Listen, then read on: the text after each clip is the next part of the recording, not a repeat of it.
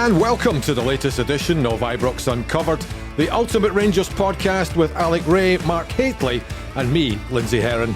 Rangers are top of the Premiership 5 games in as they get ready to start their campaign in the group phase of the Europa League.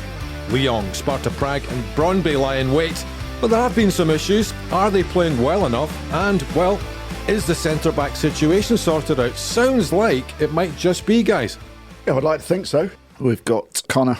Looks like he's coming back into the side, which is the rock of the back four. We've got Tav from the weekend there. Looks like he's back to where we know he can be. I think a bit of a slow start by his standards. And back at the top of the table. I mean, everybody's keeps saying our performances haven't been good and, and all this sort of stuff. And that's been thrown out there after every game, the standards and what have you.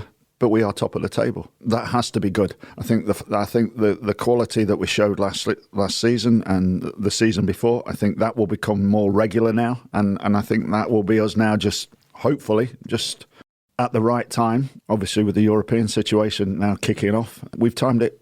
I'm not going to say perfectly, but at the right time. Bart makes a good point, Alec. Yeah. I mean, there's a bit of stability now. That second half performance at Perth sort of would suggest that Rangers are getting back on track. Yeah, I think when you look at the first half, they dominated possession, territory.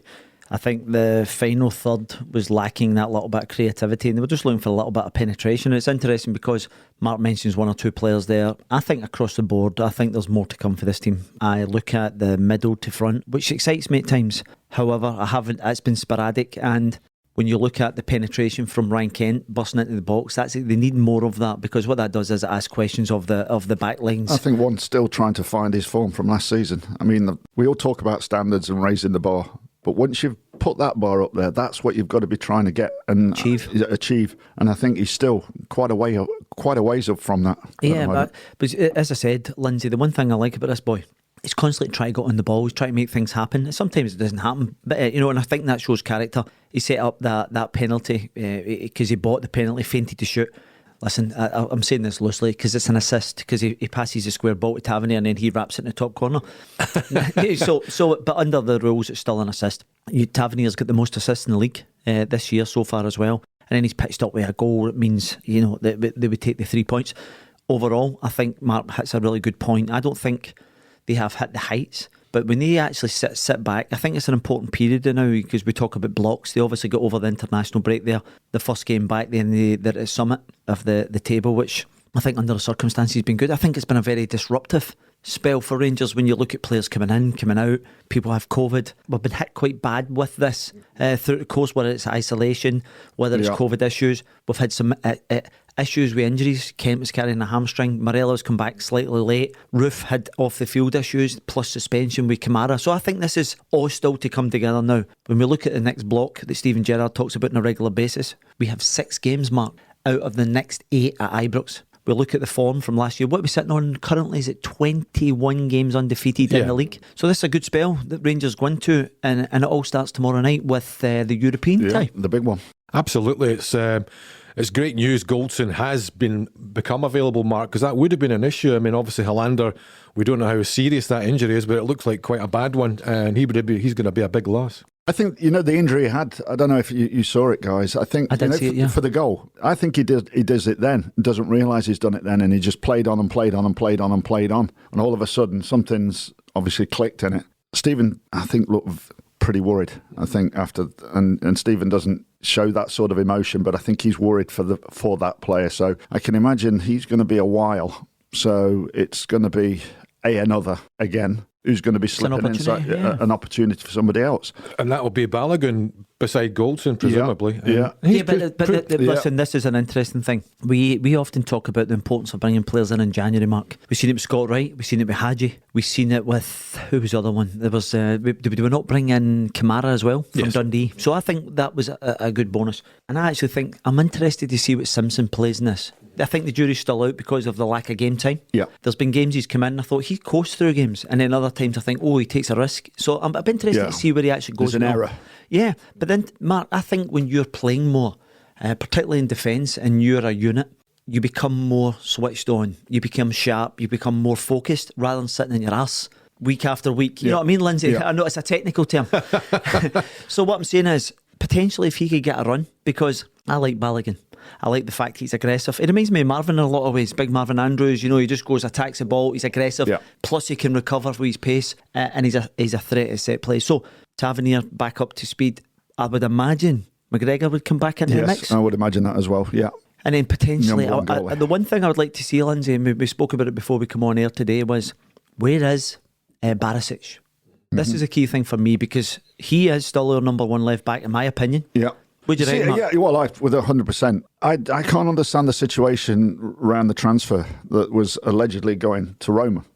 I thought it was all done dusted. Done and dusted, having his medical, unless something went wrong with the medical. That's the only thing I can think, and he's come back and he's not in the right headspace right now. But Mark, would he have got a medical because he played in the game on the Sunday? The Old Firm game. Yeah, he played, and then within 24 hours, 36 hours, the window had closed. Yeah. So to get whatever he would have done, know, do we? yeah. But there's something's happened. Yeah, I think so. In that short space of time, that's an injury's reoccurred from, probably might have been from the summer because of the Euros and all that sort of stuff. So he's had that going on, right? The possibility of a move to Roma going on.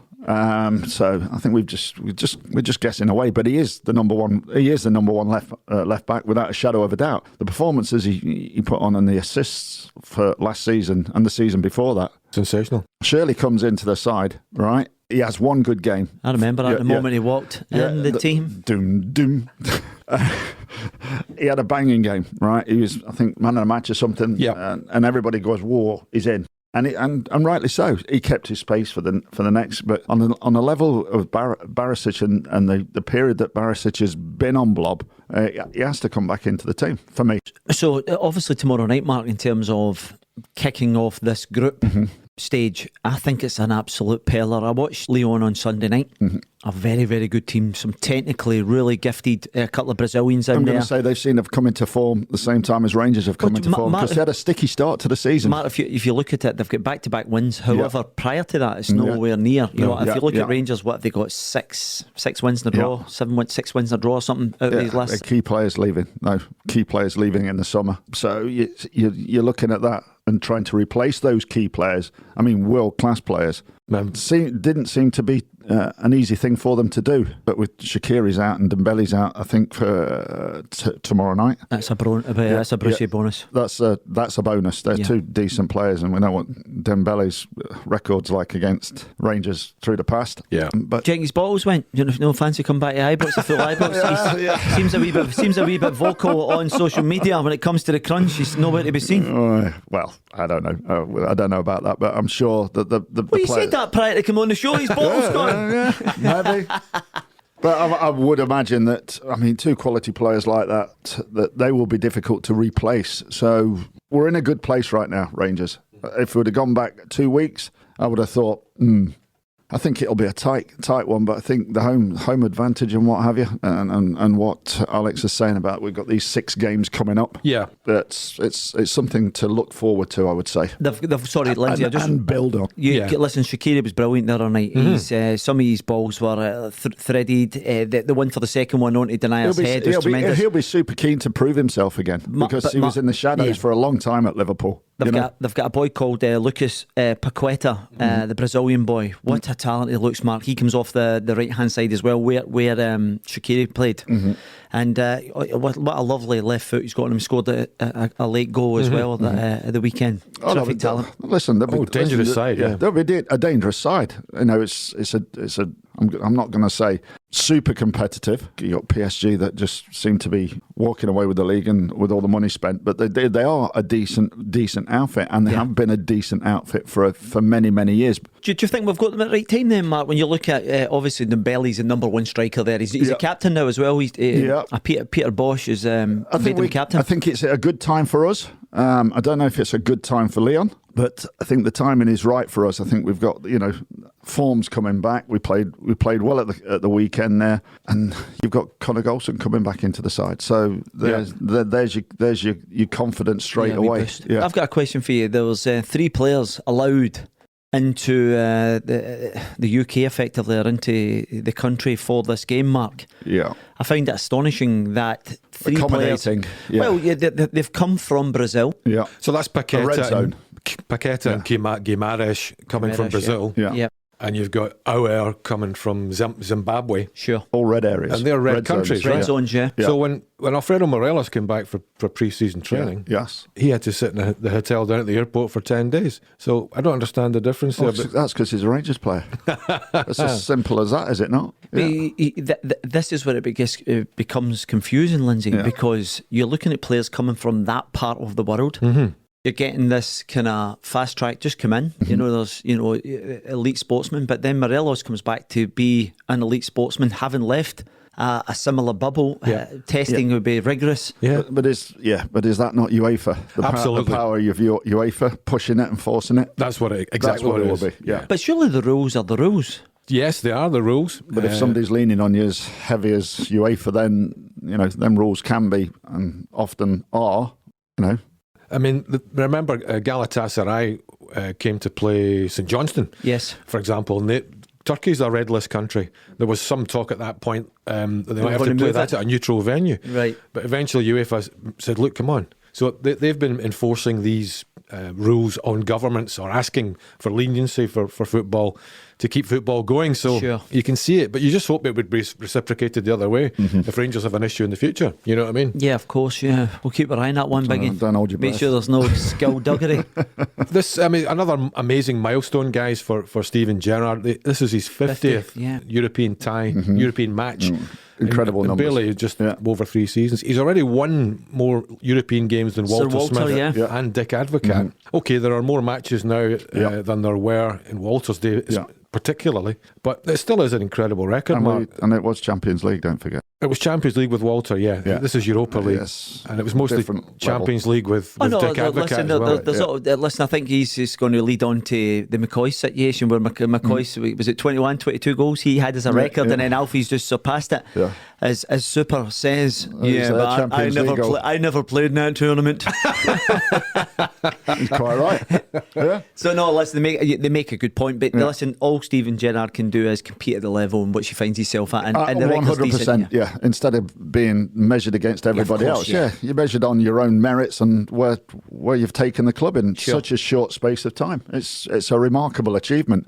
The numbers, the figures, everything. Shout at you. Niederkorn, was that 4 seasons ago? Yeah, that was the season before. Before Steven's had 3 campaigns, hasn't he? Yeah. So if you think back to 4 years ago, Mark getting knocked out against Pedro Caixinha standing in a bush, shouting at the Rangers fans.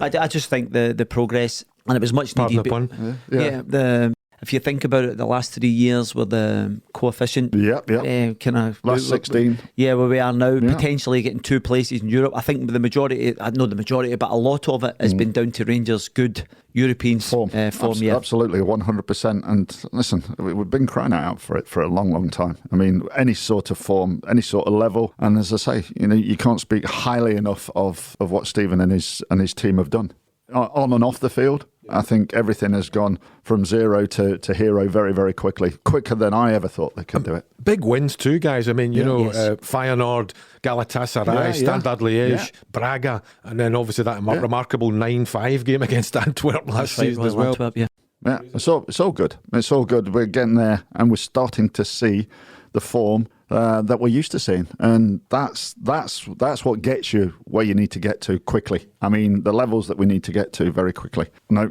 hopefully, this season it's the Champions League because it's an automatic, isn't it? And a lot of money. Yeah. And with that amount of money that's on offer, that takes your team to the completely next level. I think there's a small chance that it might not happen at the end of the year, like a 1 or 2% chance that they won't get that Champions League spot. But that depends. Does that not depend on this current campaign for the Scottish teams? No, it's already guaranteed. Is it guaranteed? Because you do it a season behind. Yes. Okay, so whoever wins the Premiership straight into the Champions League group. And that's 36 million or something, roughly speaking. Yeah, it's a game changer, and so I like the fact that some of their best performances have been saved for the European campaign. I was at the Braga game, and honestly, it's been a long, long time since I've seen an atmosphere. You're 2-0 down, you think, this is a right good Portuguese outfit, and before you know it, then obviously Hadji gets the winning goal. It's incredible. And what you're saying about that level of performance in Europe? You see the players, and I mean, what Steven's was talking about having 2 or 3 players for the same position. Those players are looking on at those and obviously we have the rotation and what have you. Those players are desperate to get into the team, to emulate what they are doing. You know, the first regulars do, yeah. The first 11 are doing. I don't want to say derogatory words, but you know, that is the first 11. You've got another 11 that's trying to get into that 11, and they can look at that on the European nights, and if they get that chance, I'm going to say 99% of them have come into the side and acquitted themselves very well. So that keeps pushing, and it's everything that Steven's wanted. He's got that competition for Thursday, Sunday. So he's going to need it, Mark, because the games are coming thick and fast. Correct, 100%. So that attitude and standard of attitude and performances needs to continue if they want to emulate what they did last season and win Scottish and League Cups. Mark, do you expect that to happen throughout the course of this mini group where there is a lot of rotation come Thursday night, Sunday, Thursday, Sunday? Do you think there'll be a lot of rotation throughout the course of that? Because he's done it the last couple of campaigns. Well, you've also got this League Cup match against Livingston next Tuesday night as well. Yeah. So that's a real opportunity for your Jack Simpson, Scott Arfield. Yeah, but can I just say, right? Yeah, but can I just say, Steven said he wanted to win a league, a League Cup. He wants to win a League Cup. So it's interesting because do you go with his strong side and get that League Cup? That's important. I think. How do you do that in terms of, because what we're looking at, Lindsay? So you have Thursday, Sunday, Tuesday. So what is that? Thursday, Friday, Saturday, Sunday, Monday, Tuesday. 5 games, 5 days.